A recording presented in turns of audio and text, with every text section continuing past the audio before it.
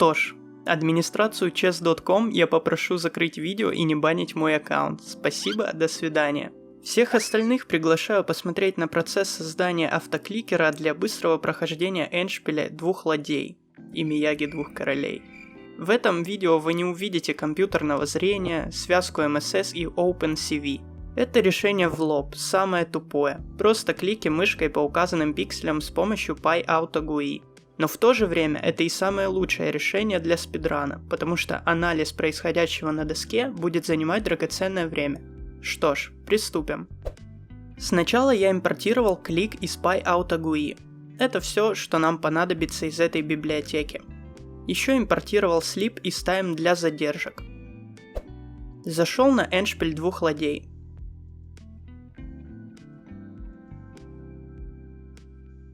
Заскринил экран, чтобы взять пиксели. Дальше зашел на первую ссылку по запросу онлайн-пипетка. Этот сайт почему-то очень сильно лагает в Firefox. Сразу сделал функцию для клика по кнопке старта. Взял ширину одного поля. Получилось 118 пикселей. Взял X пиксель левой границы доски. 182 пикселя. Взял Y пиксель нижней границы доски. 1010 пикселей. Ввел переменную центра поля. Это просто ширина поля, деленная на 2. Дальше ввел две вспомогательные переменные. X пиксель центра левых полей доски получается путем сложения X пикселя левой границы и центра поля.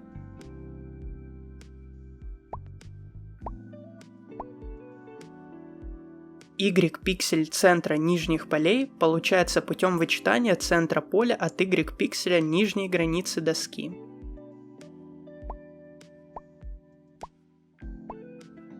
Теперь логичный вопрос, зачем все это? Чтобы получить пиксели конкретных полей. Для начала создал функцию getXPixel. Она принимает на вход букву поля, а возвращает xPixel в вертикали центра поля по этой букве. Я создал кортеж из букв. Всего их может быть 8, от A до H. Функция и цикл перебирает нумерованный кортеж букв, причем кортеж начинается с единицы, а не с нуля. И если буква в кортеже равна букве аргументу, то функция возвращает вот такое выражение. Здесь гораздо легче, потому что передаем цифру горизонтали. Ее можно сразу использовать в выражении.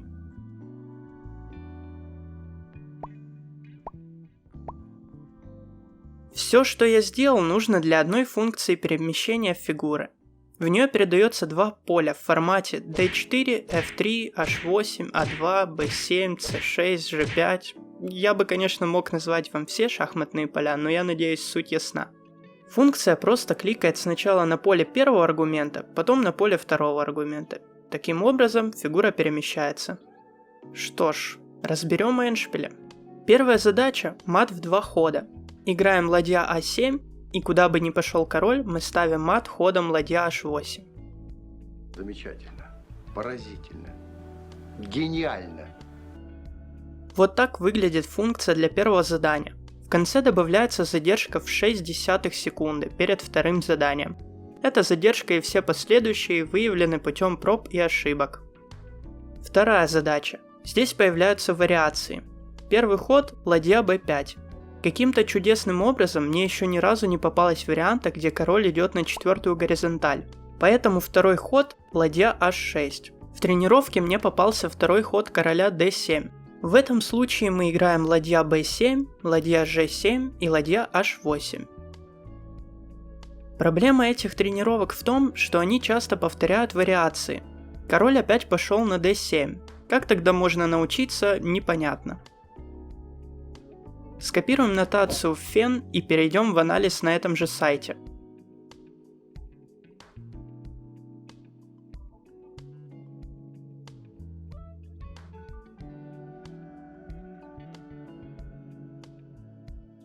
Если король идет на поле c7, то нужно перевести ладью на g5, затем следует простой мат 2 хода, ладья g7 и ладья h8.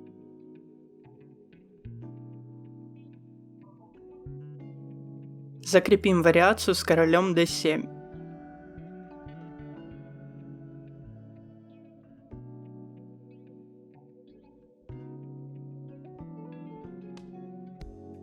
Если король идет на поле f7 или g7, мы переводим ладью на вертикаль А, затем играем ладья b7 и ладья a8.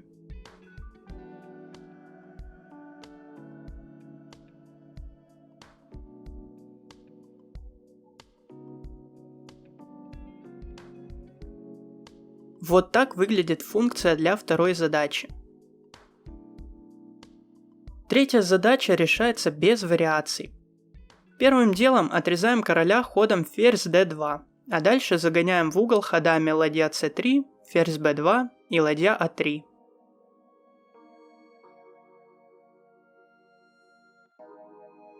Четвертая задача.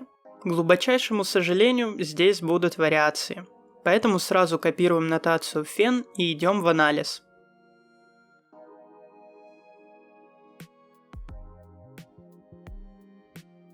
Сначала я покажу вариацию с королем c4.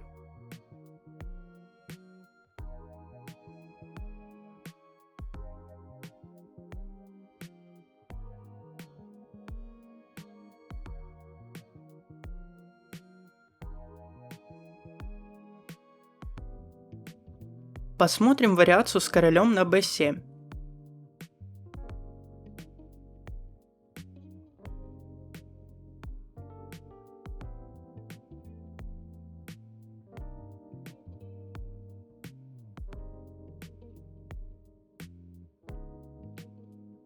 Последняя вариация для этого задания – король на f7.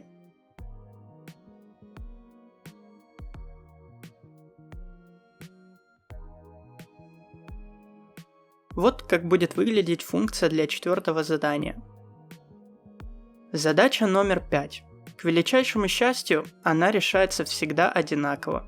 Ладья b3, король e2, король d2, ладья b4.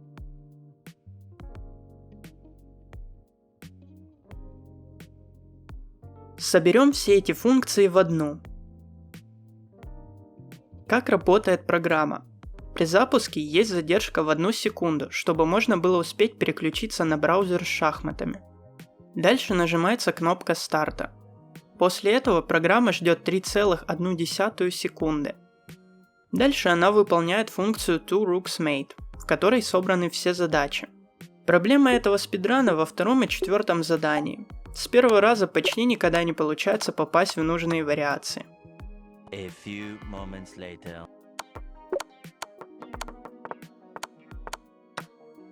Three weeks later. Many months later.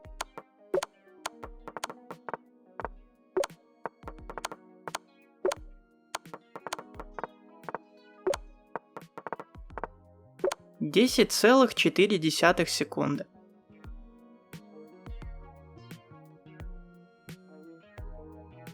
Нет, так дело не пойдет. Вы уже видите мой рекорд в 6 секунд. В чем же секрет? Секрет в том, что это нужно делать в мобильном приложении, а не на сайте. Для этого я скачал Android эмулятор.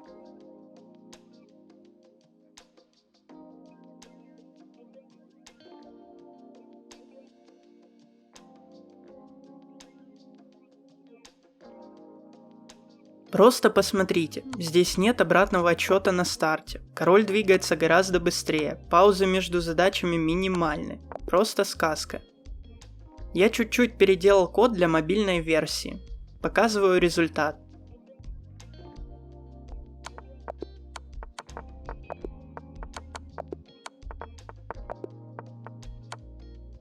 Давай по новой, Миша, все хуйня.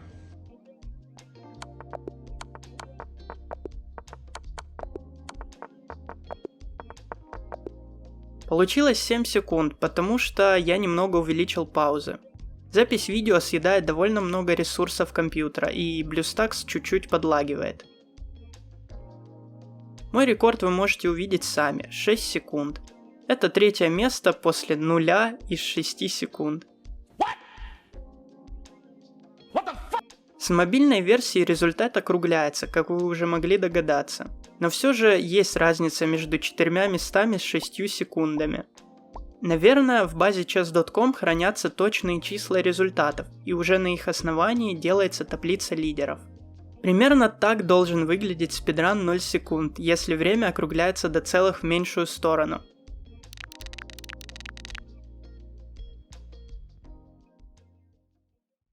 YouTube опять у меня украл тайм-коды. Я так понимаю, это наказание за то, что я не выпускаю видео.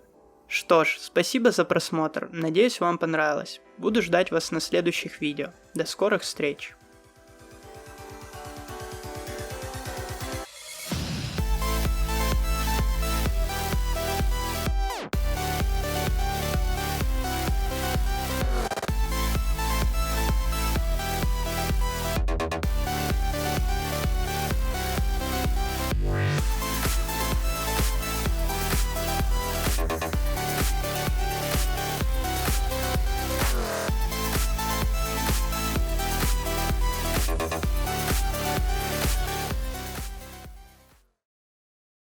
А я все думал, когда же ты появишься?